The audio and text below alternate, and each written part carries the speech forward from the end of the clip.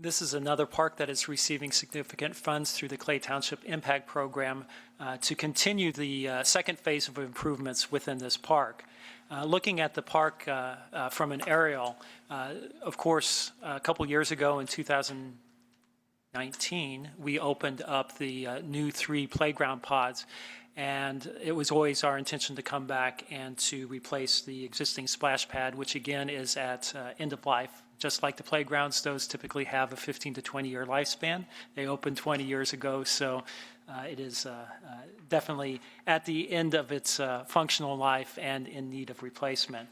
So we'll be looking at, for this project, basically sort of the center core of this park, the splash pad, the 2 shelter facilities, as well as the restroom building. Everything in that circle, the infrastructure there, with the exception of the parking lot, will be addressed within this construction project, and actually the parking lot itself will be expanded. So here's how the actual design work fits into the park, and to give a little bit of perspective, it really is designed to complement very nicely the 3 playground pods, the new playground infrastructure that was recently developed in the park. So you can see where we're moving the splash pad closer to the first pod, so it makes it a little bit easier for parents and guardians to keep a closer eye on kids in those 2 respective areas. To focus a little bit closer on the north end of the new improvements, first there's a new restroom building. The existing restroom building is one that was designed and is not capable of being winterized, or we have to winterize it each year and shut it down. We looked at upgrading it to put heat in, but the cost to do so was cost prohibitive and really just didn't make sense. Additionally, with the demand that we have in this park just from the new playground alone, it warrants having a new restroom facility. So we're looking at a new restrooms that would also include, consistent with our new standards, a family changing room in here. So we actually would be adding a new fixture within this park, which is great for, especially with the splash pad there. This is also the building that would serve for the mechanical equipment for the new splash pad. There's the illustration, the floor plan of that new restroom building. Also within there, in close proximity to the restroom, would be the 2 to 5-year-old splash pad area.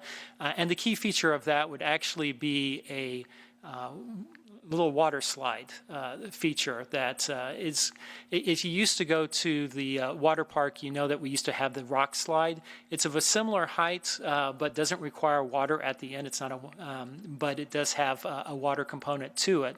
And it also has on the back side, and it doesn't show up quite as well, but it really actually is a little waterfall on the back side that also a wheelchair can get under as well.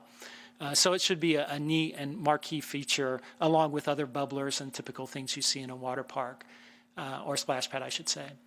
There will also be a bigger kid area, a 5 to 12-year-old splash pad. The new feature will be, marquee feature will be similar to the one that's illustrated there, with, again, a lot of other spray features to make it an exciting environment.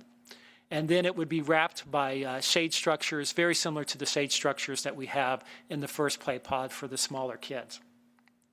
And there would be some sail structures to provide additional shade. Part of that would actually go over the smaller kid splash pad area, and part of it would have picnic benches underneath it, which basically serves as a community shelter. So in Central Park, at Westermeyer Commons, as well as at Founders Park, we have what we call a community shelter, a shelter that is never rented, is always available for the public, so that visitors have a place that they can congregate, have food, and be in the shade. So likewise, we'll be offering that here at Inlow Park. We'll also build 2 new rentable shelters that are available on first come, first serve when they're not being rented. One of them in close proximity to the splash pad, and the other one a little bit further south. As we move further south, we're also looking at, and this would be an add alternate within the project, but adding 2 additional pickleball courts. You know, pickleball has been something that we've received a lot of requests for. We are building 4 pickleball courts in Meadowlark Park, but we do have demand that appears to be greater than what those 4 courts will support alone. So we're looking at potentially adding 2 additional pickleball courts here. And then again, a second shelter be similar to the shelters that we just constructed in Cary Grove Park and are constructing in Meadowlark Park.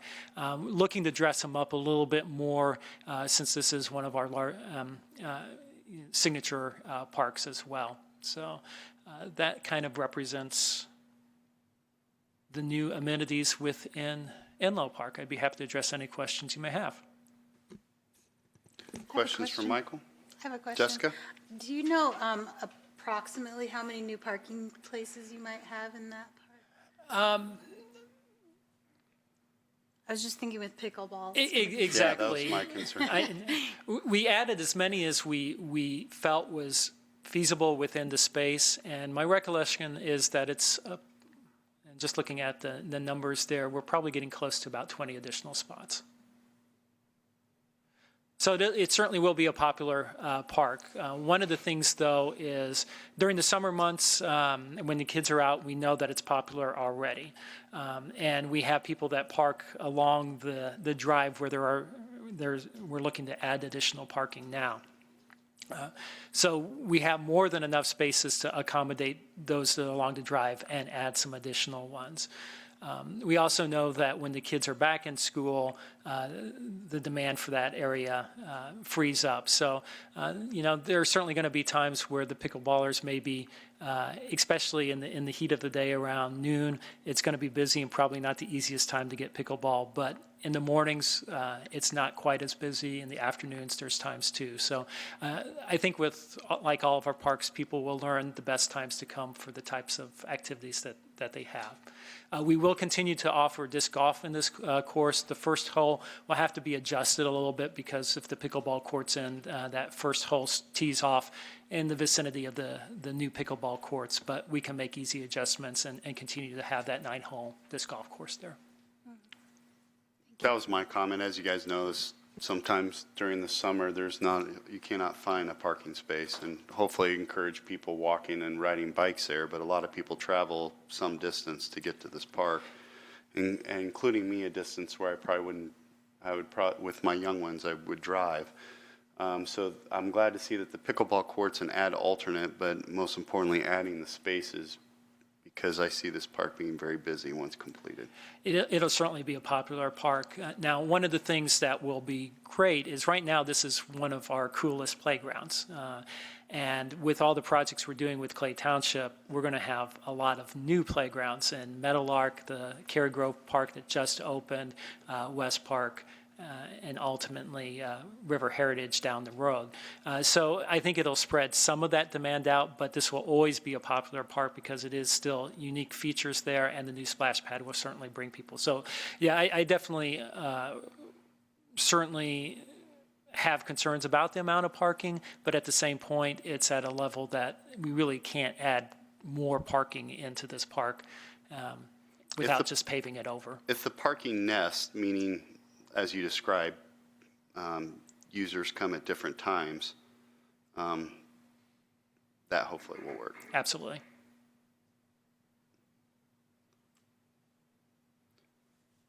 Question. Linus? The water that's used, that's not a recirculating system, is it? This one is a recirculating system. Presently it is, but the new one? The new one will also remain a recirculating system. This particular one, all of our other recirculating systems, we use bioswales to recycle the water. So at Central Park, Westermeyer Commons, and at West Park, both the existing one and the new one, it's a single use. We use the water. It goes into basically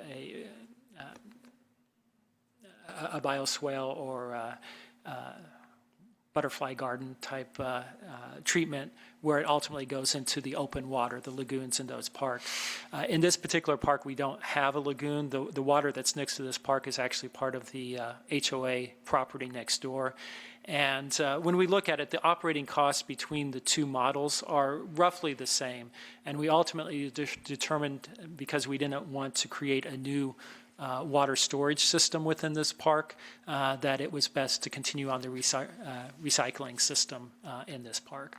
We also have recycling within Monon Boulevard with the new splash pad that the city constructed there that we operate. We've got the expertise to operate it, and we felt that based on the limited space within this park, this was the best reuse and type of system for this particular application. Thank you. And city water. It is city water, yes. Questions, comments? I think Jessica had an additional question. Jessica? I was just sitting here thinking about that park because I've walked through it many times. And I know there's lots of residents all through that kind of like northwest side. Yeah. And there's little paths that they, go from the backs of their house to there. And there's also some really cool just stone trails back there to kind of explore.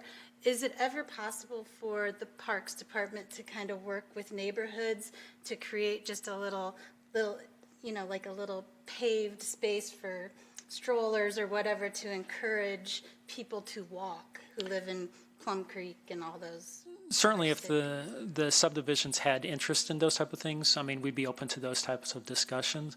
That particular trail system, we do have the aggregate trails in there, which was sort of by design. But, if there was a strong interest from the neighboring communities and really a common area that connects to the park, obviously we wanted to do that into a neighbor's backyard, but certain parks are next to HOAs or subdivisions that have an HOA common area. And if that was the case, we'd certainly be open to the discussions. Thank you, Mark. Thank you.